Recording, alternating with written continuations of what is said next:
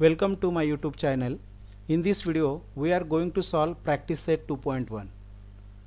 Before solving that practice set 2.1, we should watch previous video because in previous video we have discussed all the topic related to that practice set 2.1. Practice set 2.1 is based on that topic. These topics are Pythagorean triplet, theorem of geometric mean, property of 30, 60, 90 theorem, property of 45, 45, 90 theorem, similarity and right angle triangle theorem, Pythagoras theorem and converse of Pythagoras theorem. ये जो topic है इसी topic पे ये practice set 2.1 depend करता है। तो पहले हम क्या करेंगे, इसका पहले का जो वीडियो है उसको वॉच करेंगे और फिर इस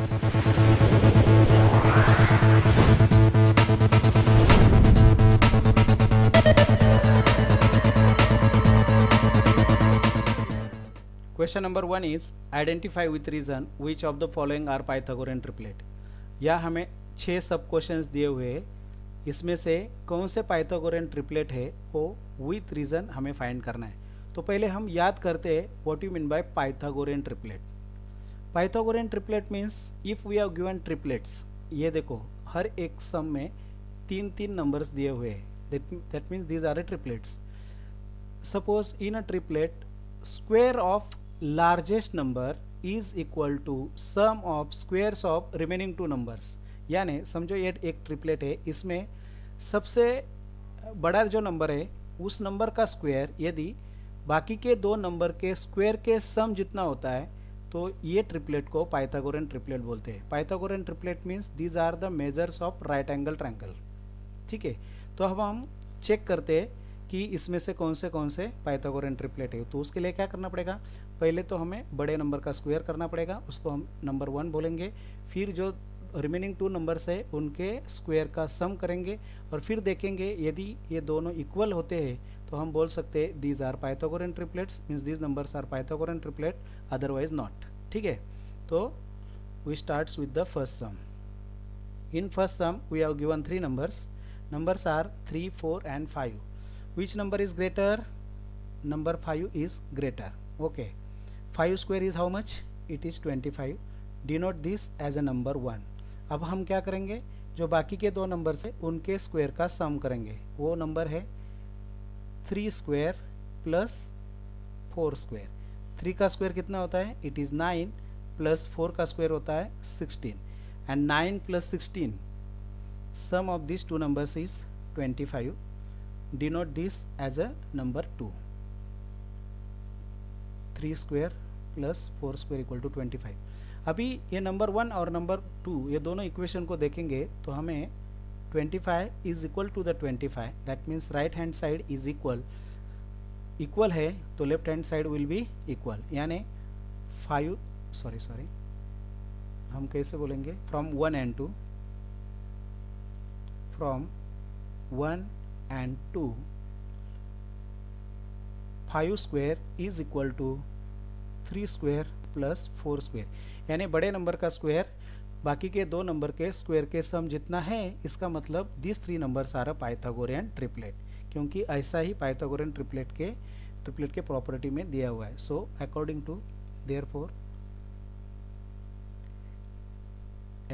टू पाइथागोरियन ट्रिपलेट, यानी मैं इसको शॉर्ट में लिखता हूँ, number 3, 4 and 5 are Pythagorean triplet.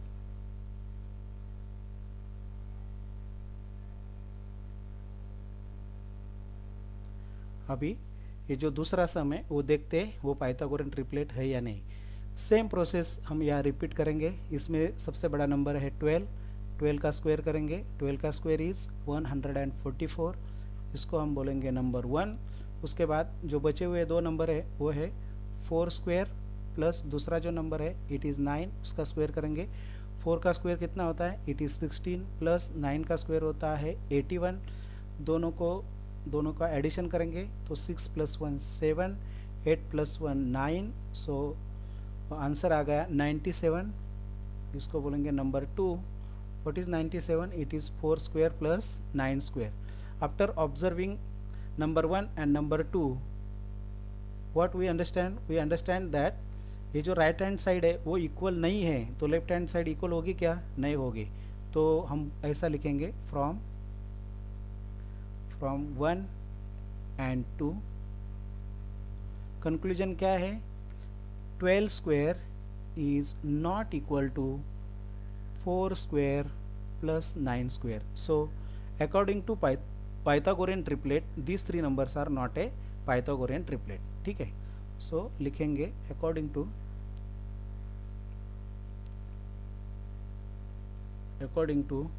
Pythagorean triplet, number 4, 9 and 12 are not Pythagorean triplet.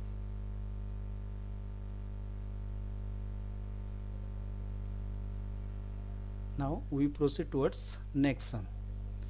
Next sum क्या है? Numbers are 5, 12 and 13. So इसमें सबसे बड़ा नंबर है 13, उसका स्क्वायर करेंगे। 13 स्क्वायर इज 169, इसको बोलेंगे नंबर 1। बाकी के दो नंबर से 5 उसका स्क्वायर करेंगे, प्लस दूसरा नंबर है 12 उसका स्क्वायर करेंगे। 5 का स्क्वायर है 25 प्लस 12 का स्क्वायर है 144। 25 प्लस 144 इसका एडिशन होता है 169, इसको बोलेंगे नंबर 2। क्या है? 5 स्क्वायर प्लस 12 स्क्वायर है। अभी देखो, after observing number 1 and number 2, equation number 1 and equation number 2, हमें समझ में आता है कि इसका जो राइट हैंड साइड है वो इक्वल है, तो लेफ्ट हैंड साइड भी इक्वल होगी। इसका मतलब है 13 का जो स्क्वायर है इज इक्वल टू द, एक मिनट, एक स्टेप रहना लिखना में रह गया, वह है from 1 and 2, from 1 and 2 we can write 13 square equal to 5 square plus 12 square, यानी बड़े नंबर का स्क्वायर बाकी के दो नंबर के स्क्वायर के सम जितना है, तो ये पाइथागोरियन ट्रिपलेट है। ऐसा कौन बोलता है? According to Pythagorean triplet. So according to Pythagorean triplet मैं शॉर्ट में लिख रहा हूँ, number 5, 12 and 13 are Pythagorean triplet.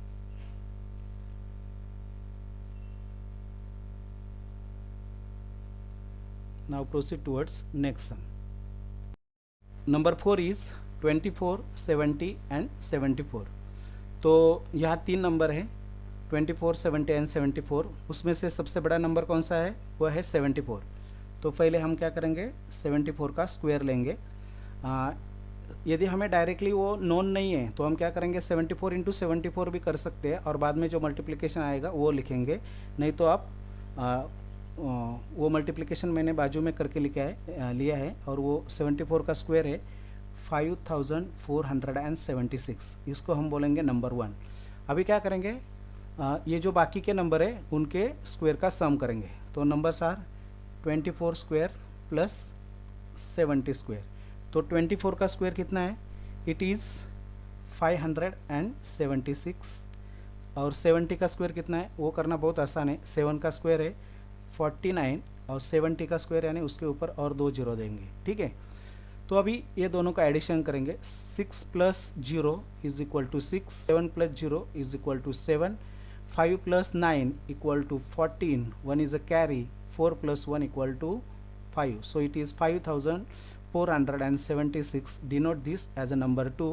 What is it? It is 24 square plus 70 square.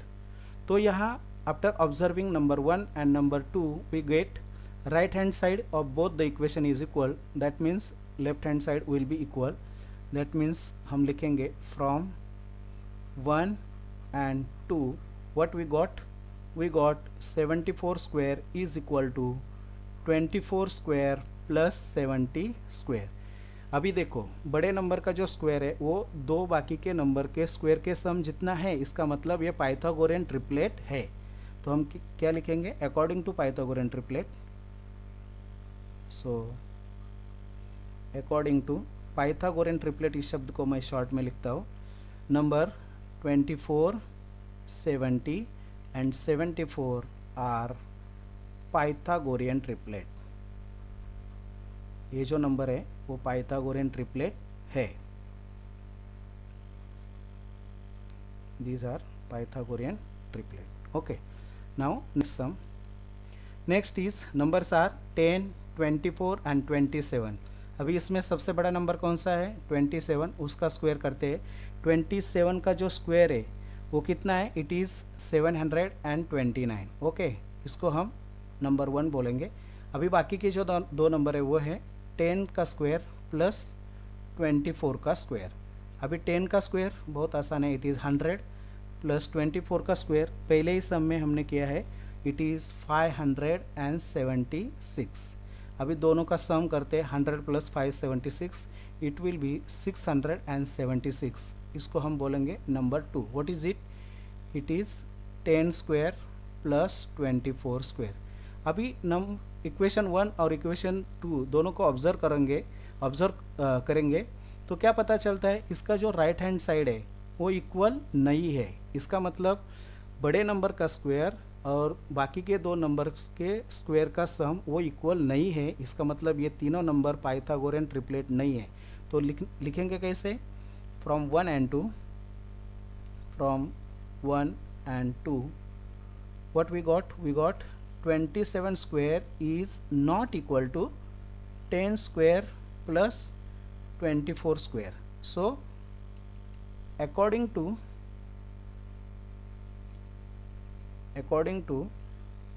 Pythagorean triplet, numbers 10, 24 and 27 are not Pythagorean triplet.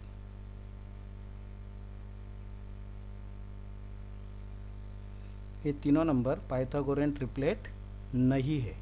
ठीक है, आगे बढ़ते हैं। हैंड राइटिंग थोड़ा सा ख़राब आता है, लेकिन समझ लीजिए।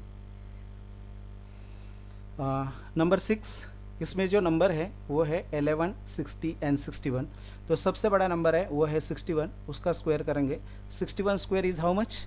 उसके लिए हम बाजू में 61 इंटू 61 करके ले सकते हैं और इट इज़ 3721। इसको हम नंबर 1 बोलेंगे। अभी बाकी के दो नंबर है वो है 11, उसका स्क्वायर प्लस दूसरा नंबर है 60, उसका स्क्वायर। ये दोनों के स्क्वायर का सम लेंगे। तो 11 square is very simple, it is 121 and 60 का स्क्वायर करना बहुत आसान है। 6 का स्क्वायर करेंगे, 6 का स्क्वायर हो जाएगा 36 और ये सिंगल जीरो का स्क्वायर हो जाएगा डबल जीरो। ऐसा हम बोल नहीं सकते, लेकिन ऐसा करेंगे। जीरो का स्क्वायर डबल जीरो ऐसा होता नहीं है, लेकिन खाली यहाँ मल्टीप्लिकेशन करने के लिए आसान जाए इसलिए मैंने ये आपको ट्रिक्स बता के रखी है, बाकी कुछ नहीं। शायद आपको भी मालूम होगी। तो ये दोनों का सम करते हैं। 1 plus 0 is equal to 1, 2 plus 0 is equal to 2, 1 plus 6 equal to 7 and 3 will be as it is. So it is also 3721. Denote this as a number 2. ये क्या है? 11 का स्क्वायर प्लस 60 का square. After observing number 1 and number 2 we got, इसका जो right hand side है वो equal है। इसका मतलब लेफ्ट हैंड साइड भी इक्वल होगा। इसका मतलब क्या हुआ? 61 का स्क्वायर और जो बाकी के दो नंबर है उनके स्क्वायर का सम बराबर है। इसका मतलब ये तीनों नंबर पाइथागोरियन ट्रिपलेट है। तो कैसे लिखेंगे? हम ऐसे लिखेंगे from 1 and 2, from 1 and 2 61 square is equal to 11 square plus 60 square. So according to Pythagorean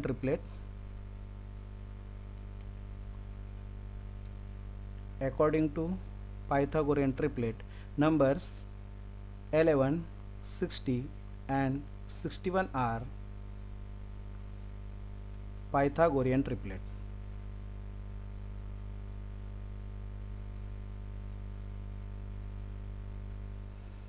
Okay, now proceed towards next. Question number 2 is, in figure 2.17, angle MNP equal to 90 degree, segment NQ perpendicular to segment MP, MQ equal to 9, QP equal to 4, find NQ. तो इस question को figure के माध्यम से समझ के लेते। In figure 2.17 in it means इस फिगर में angle M N P equal to 90 degree, that means ये जो एंगल है वो 90 डिग्री का है। ये एंगल 90 डिग्री का मतलब ये जो ट्रायंगल है वो राइट एंगल ट्रायंगल है। तो राइट एंगल ट्रायंगल होता है तो इसके हम राइट एंगल ट्रायंगल के बारे में जो थ्योरम्स है, प्रॉपर्टीज़ है, उसको हम यहाँ अप्लाई कर सकते हैं, ठीक है। Segment N Q is perpendicular to M P.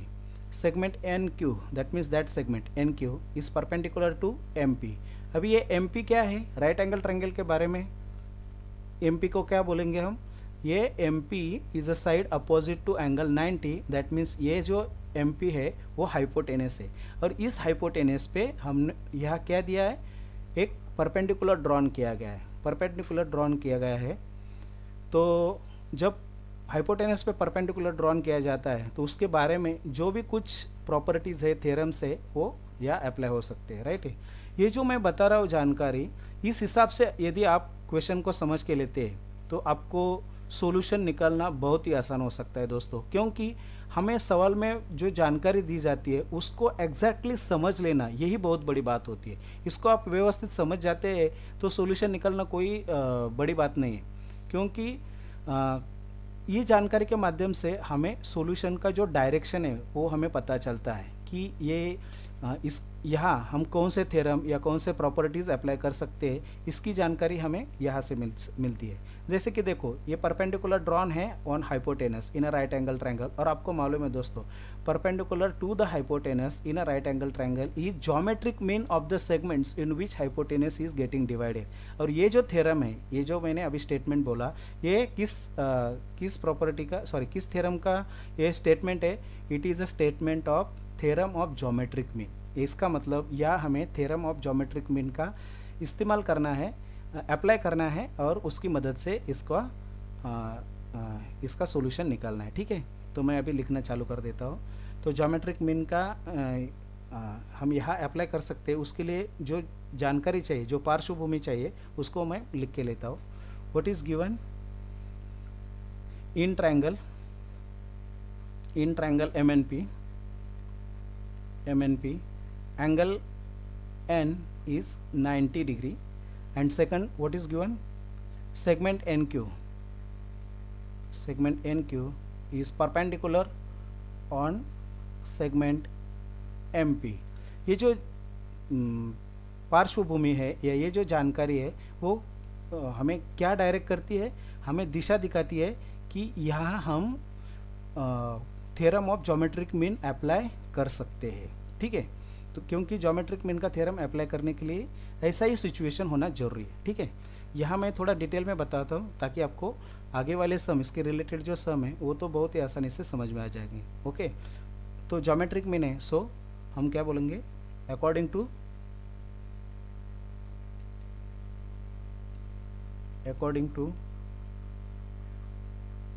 Theorem of geometric mean,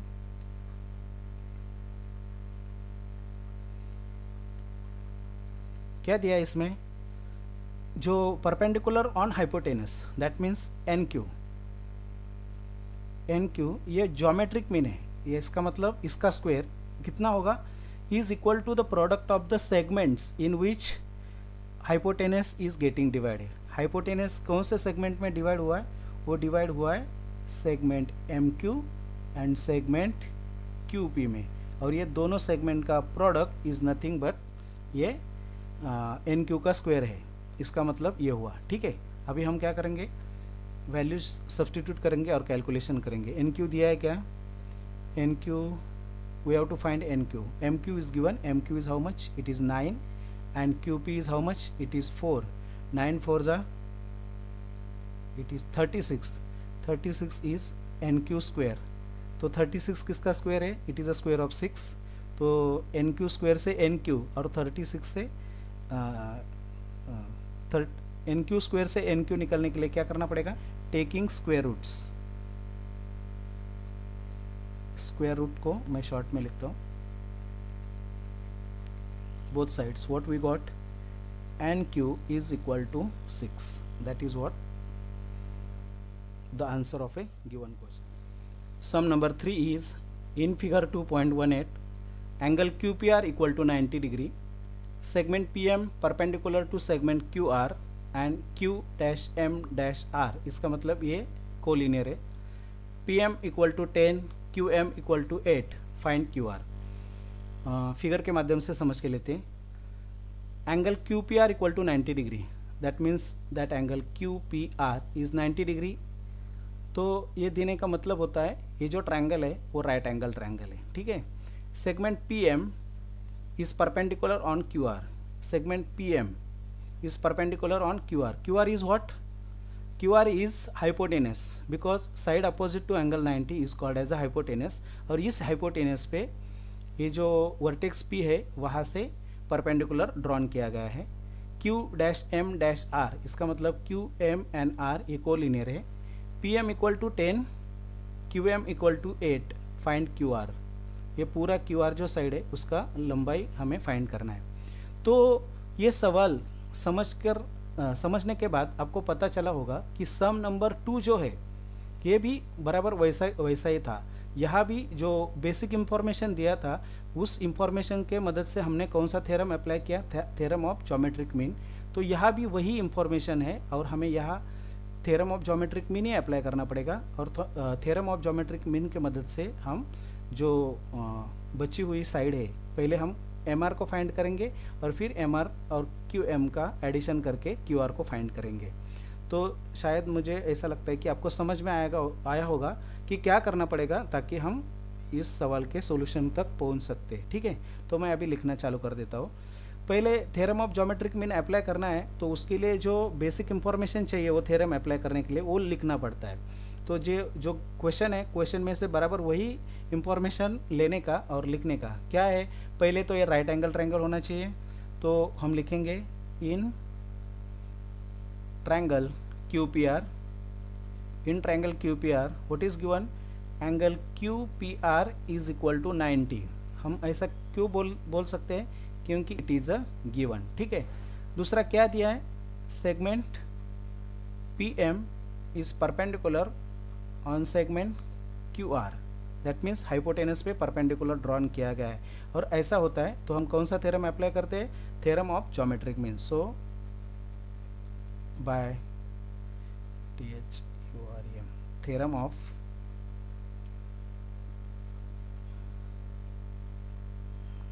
of geometric mean.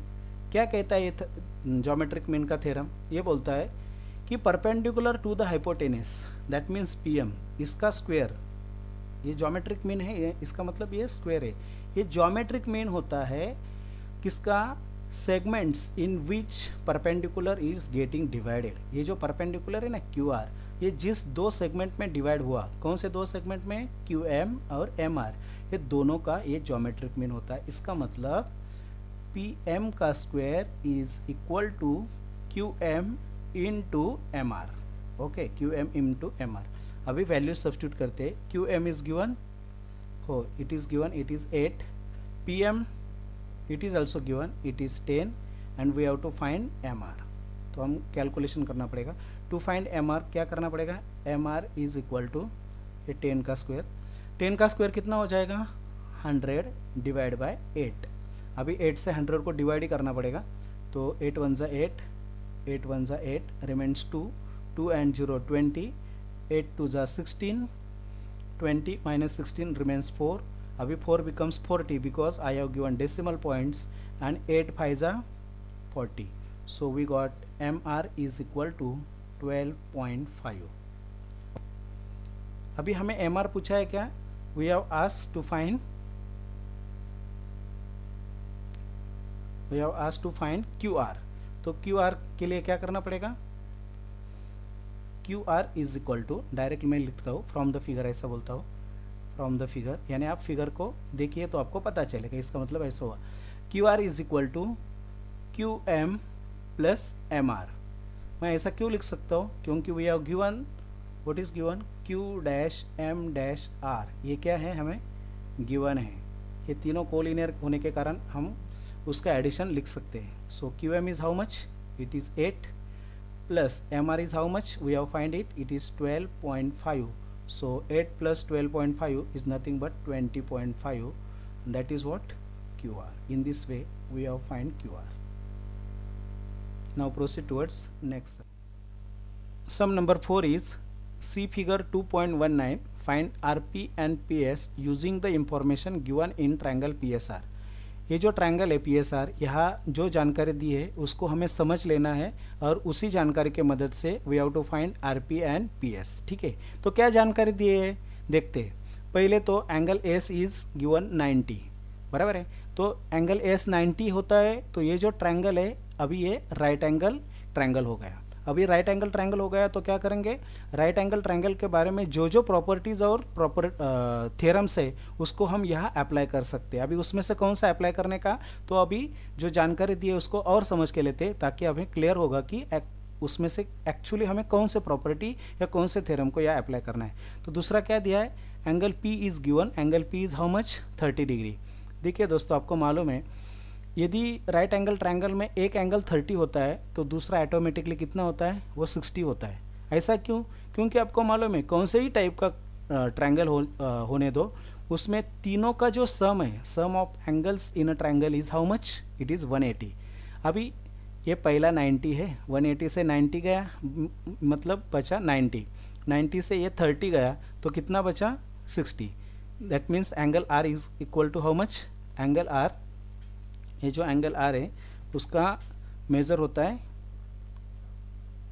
It is 60।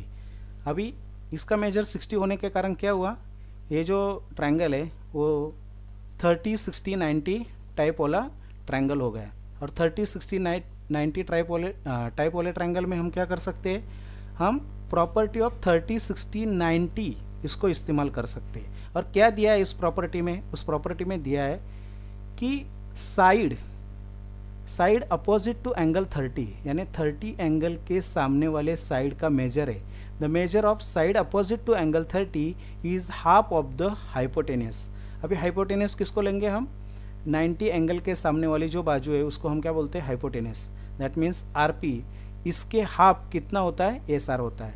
और साइड अपोजिट टू एंगल 60 इसका मेजर होता है √3/2 ऑफ द हाइपोटेनस, राइट। ये जो 30 60 90 थ्योरम है उसको हम यहाँ इस्तेमाल करेंगे और उसकी मदद से RP एंड PS फाइंड करेंगे। ठीक है, तो अभी मैं सॉल्यूशन लिखना चालू कर देता हूँ। सॉल्यूशन में हमें पहले लिखना पड़ेगा, दिखाना पड़ेगा कि हम 30 60 90 का थ्योरम क्यों इस्तेमाल कर रहे हैं। So in figure, in triangle RSP क्या क्या ऐसा दिया है कि जिसके माध्यम से हम इसको 30 60 90 वाला ट्रायंगल बोलेंगे, वो सब लिखना पड़ेगा। ठीक है, क्या है, first angle S equal to how much, it is 90 degree. Angle P equal to how much, it is 30 degree. So angle R equal to कितना होगा, 60 डिग्री, क्योंकि रिमेनिंग एंगल्स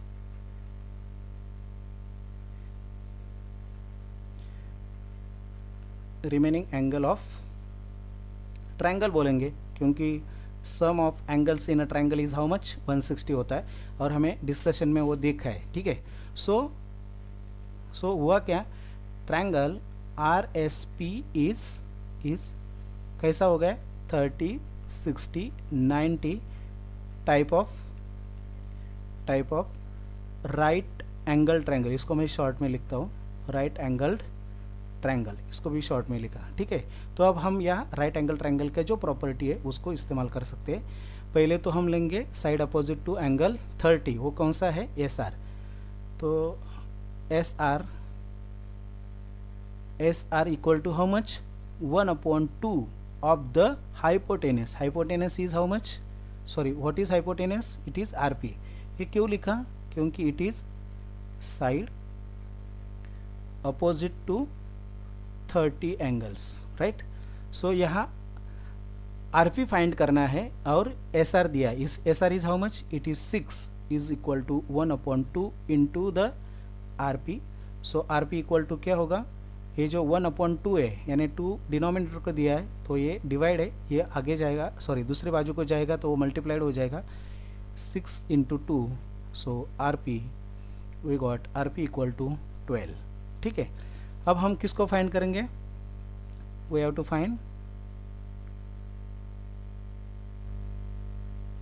फाइंड PS। तो पी एस कैसा find करेंगे? For P S और S P कुछ भी बोल सकते हैं आप। P S equal to √3/2 into the R P. मैंने ऐसा क्यों लिखा? क्योंकि it is a side opposite to, dark हो गया थोड़ा सा, साइड अपोजिट टू 60 एंगल, ठीक है। तो ये ऐसा ही होता है। तो आरपी का वैल्यू हमने फाइंड किया है, वो है 12। उसको मैं सब्सटीट्यूट करता हूँ, कैलकुलेशन करता हूँ। 2 1 ज़ा 2, 2 6 ज़ा 12, so answer will be 6 into √3, that means 6 P S is equal to 6 √3. In this way we have find RP and we have find PS. Now next sum is sum number 5. For finding AB and BC with the help of information given in figure 2.20, complete following activity. यह एक figure दिया है, इसको नाम दिया है 2.20। इस figure में जो जानकारी दी है उसकी मदद से ये जो एक्टिविटी दी है इसको हमें पूरी करना है, कंप्लीट करना है, ठीक है। तो इस फिगर को हम पहले समझ के लेते हैं। क्या दिया है इस फिगर में? It is a figure of triangle in which angle A B C is 90 degree, so it is a right angle triangle. और क्या दिया है? ये ए बी साइड है और बी सी साइड दोनों कॉन्ग्रुएंट है। और आपको मालूम है जब दो साइड्स कॉन्ग्रुएंट होती है ट्रायंगल में तो उनके जो बेस एंगल होते हैं वो भी कॉन्ग्रुएंट होते हैं। तो ये जो एंगल ए है और एंगल सी है वो दोनों भी कॉन्ग्रुएंट हो जाएंगे। अभी देखिए, sum of 3 angles in a triangle is 180। तो हम क्या करते हैं, 180 में से ये एंगल बी का जो मेज़र है वो 90 कट करते हैं, तो कितना बचेगा? 90 में 90 मेज़र में हमें कितने एंगल आएंगे? 2 एंगल आएंगे, एक है ए और एक है सी, और दोनों सेम है। तो हर एक एंगल कितना आ जाएगा? वो आ जाएगा 45 सो ये जो ट्रायंगल है वो कौन से टाइप का ट्रायंगल हो जाएगा? 45 90 type of A right angle triangle, ठीक है। तो हम फिर यहाँ 45 90 टाइप ऑफ ए ट्रायंगल का जो प्रॉपर्टी है उसको इस्तेमाल कर सकते हैं और उसकी मदद से ये एक्टिविटी हम पूरा करेंगे। आपको शायद पता चला होगा कि क्या करना है। ये जो एक्टिविटी कंप्लीट करने के लिए जो दिशा चाहिए वो कैसे मिलेगी, इसके बारे में मैंने यहाँ बोला है, डिस्कस किया है, ठीक है। तो अभी मैं लिखना चालू कर देता हूँ। यहाँ given A B equal to B C, A B is equal to B C, ऐसा हम क्यों बोल सकते हैं? Because it is given, already यहाँ दिया हुआ है। So angle B A C equal to कितना होगा? 45, क्योंकि हमें मालूम है राइट एंगल ट्रायंगल में sides making right angle congruent होती है, तो उसके बेस एंगल है ना वो 45 के हो जाते हैं। ये एंगल हो जाएगा 45 डिग्री का और ये हो जाएगा 45 डिग्री का, ठीक है। तो A B equal to B C is equal to dash into A C. तो 45 एंगल के सामने वाली जो साइड है वो है ए बी। ये जो ए बी है is a side opposite to angle 45, and B C A B side है, it is also side opposite to angle 45 है। तो we have a theorem, sorry we have a property about that. और वो property क्या बोलती है? Side opposite to angle 45 is 1/√2. How much? 1/√2 of the hypotenuse. 1/√2 of the hypotenuse. Here hypotenuse is AC. So what we have to write in that bracket? We have to write 1/√2. 1/√2 into AC. अभी यहाँ लिखना पड़ेगा is equal to 1/√2 into AC का जो measure है वो कितना है? √8 है, तो यहाँ √8 लिखा है। अभी √8 को यहाँ बायफर्केट किया है 2 इंटू √2। कैसे? √8 इज़ नथिंग बट √4 इंटू 2, 4 2 ज़ा 8, राइट। अभी ये जो 4 है इसका स्क्वायर रूट निकाल सकते हैं, इसका स्क्वायर रूट कितना है? 2 है। सो हेयर गिवन 2, और ये जो 2 है उसका हम स्क्वायर निकाल नहीं सकते इसको, इसीलिए उसको √2 में ही लिखना पड़ेगा। तो हेयर 1/√2। अभी ये जो √2 वाला √2 है, सॉरी डिनोमिनेटर वाला √2 है वो, और ये √2 दोनों को हम कैंसिल कर सकते हैं। √2 1 ज़ा √2, √2 1 ज़ा √2, सो व्हाट रिमेन? 2 1 ज़ा 2। Sum number 6 is find the side and perimeter of a square whose diagonal is 10 centimetre. हमें स्क्वायर के साइड और पेरीमीटर की लंबाई फाइंड करनी है और दिया है diagonal of a square is 10 centimetre. यह व्यवस्थित समझने के लिए मैंने यहाँ एक स्क्वायर का फिगर ड्रॉ किया है। Suppose A B C D be the square and whose diagonal P D measures 10 centimetre. ठीक है, तो हमें फाइंड करना है each side equal to how much and sum of all sides that means perimeter equal to how much. तो कैसे find करेंगे? देखिए, फाइंड करने के पहले हम सोचते हैं कि हम इसको कैसे फाइंड करेंगे। ये सोच बहुत इंपॉर्टेंट रहता है स्टूडेंट्स, क्योंकि ये सोच हम यदि बराबर तरीके से करते हैं तो कितना भी डिफ़िकल्ट सम होने दो, हम उसको सॉल्व कर सकते हैं। कैसे सोचने का, देखो, find the side and perimeter of a square.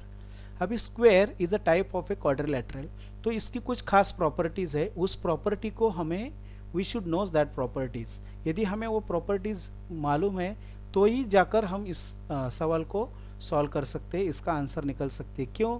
क्योंकि उनका यहाँ इस्तेमाल करना है। Square means there are two properties, first all angles are right angle and second is all sides are congruent. अभी हमें साइड्स निकालना है और सब साइड कैसे है? कॉन्ग्रुएंट है, और सब एंगल कैसे है? राइट एंगल है। तो इसका बहुत हमें हेल्प होने वाला है, क्योंकि राइट एंगल होने के कारण यहाँ जो ट्रायंगल तैयार होता है, ट्रायंगल सपोज ABD ले लो या ट्रायंगल BCD ले लो, ये एक राइट एंगल ट्रायंगल हो जाएगा। और फिर हम इस राइट एंगल ट्रायंगल में पाइथागोरस थ्योरम और बाकी के जो थ्योरम्स है उससे रिलेटेड, जैसे कि उसका एप्लीकेशन है 30 60 90 45 45 90, इसको या ज्योमेट्रिक मीन और जो भी कुछ थ्योरम्स है उसमें से कुछ थ्योरम्स जो इससे रिलेटेड है उसका इस्तेमाल कर सकते हैं। यानी ये जो जानकारी है स्क्वायर बोलने के बाद उसका जो प्रॉपर्टीज़ है वो रिमेंबर करना बहुत ज़रूरी होता है, उसको याद करना या वो मालूम होना बहुत ज़रूरी होता है स्टूडेंट्स। तो ये जो सोच है वो ही हमें सॉल्यूशन तक लेकर जाती है।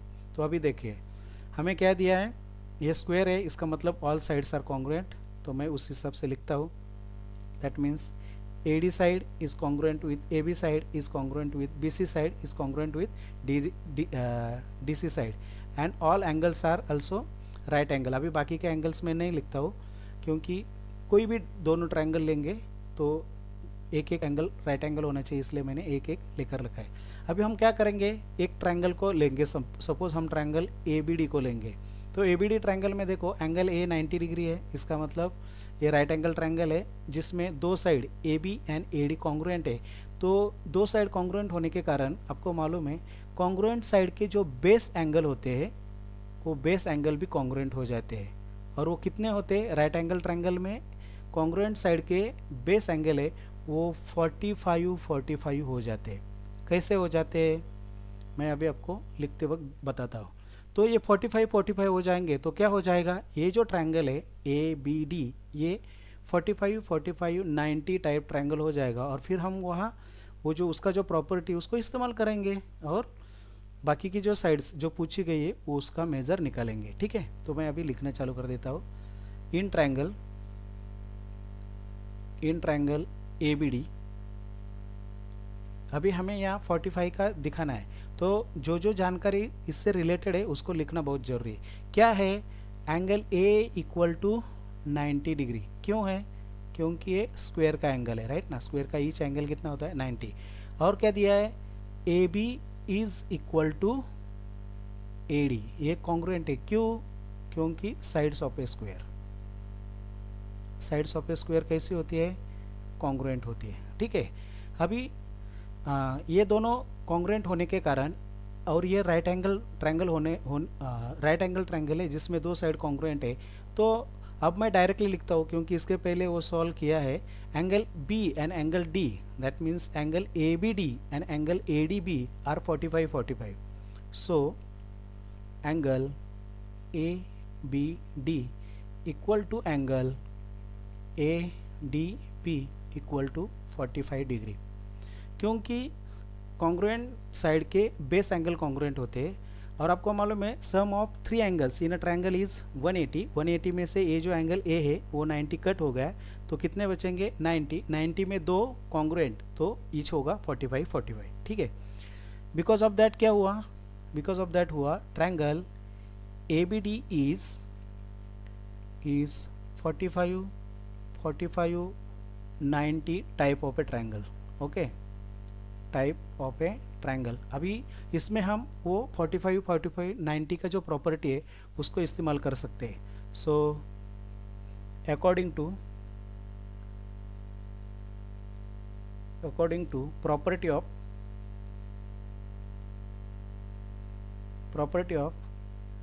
45, 45, 90 ट्रायंगल हम बोल सकते हैं. क्या बताया गया है इस प्रॉपर्टी में? इस प्रॉपर्टी में ऐसा बताया गया है कि 45 के सामने वाली जो साइड्स होती है, side opposite to angle 45, that means A B side, और side opposite to angle 45 that means AD भी बोल सकते हैं क्योंकि बोथ साइड्स आर कॉन्ग्रुएंट. ये साइड का measure is 1/√2 of the hypotenuse होता है.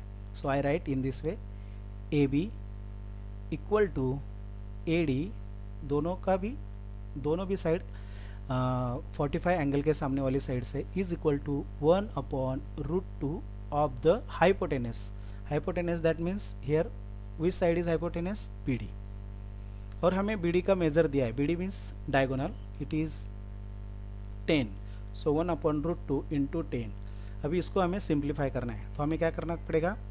ये इरेशनल नंबर है तो रैशनलाइजेशन करना पड़ेगा. तो उसके लिए क्या करना पड़ेगा? 10 1 जा 10 अपॉन √2. ये √2 इसको कैंसिल करने के लिए बोथ को, यानी न्यूमरेटर और डिनोमिनेटर को √2 से मल्टीप्लाई करना पड़ेगा. तो हो जाएगा 10 इंटू √2 हो जाएगा 10√2, एंड √2 इंटू √2 ये हो जाएगा √4, और √4 यानी 4 किसका स्क्वायर है? It is a square of 2. So here comes 2, और 2 से डिवाइड करेंगे तो 2 1 जा 2, 2 5 जा 10.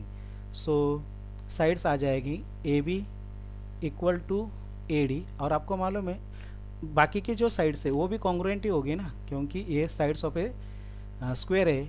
Equal to BC equal to DC is equal to 5√2, क्योंकि साइड्स ऑफ ए स्क्वायर है. ये सब साइड ऑफ स्क्वायर है, राइट. अभी हमें क्या फाइंड करना है? We have to find perimeter.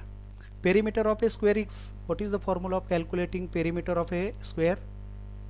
Perimeter of square शब्द को शॉर्ट में लिखता हूँ, इक्वल टू 4 इंटू साइड. क्योंकि इसकी चारों जो साइड है वो कॉन्ग्रुएंट होती है, तो हम 4 का एडिशन करने के बजाय 4 इंटू साइड करेंगे. तो is equal to 4 into 5√2 is equal to 20√2 centimetre. यहाँ हमें इसका यूनिट दिया हुआ है centimetre, so I write centimetre. Here also 5√2 centimetre. ठीक है. In this way we have solved that sum. Now proceed towards next sum.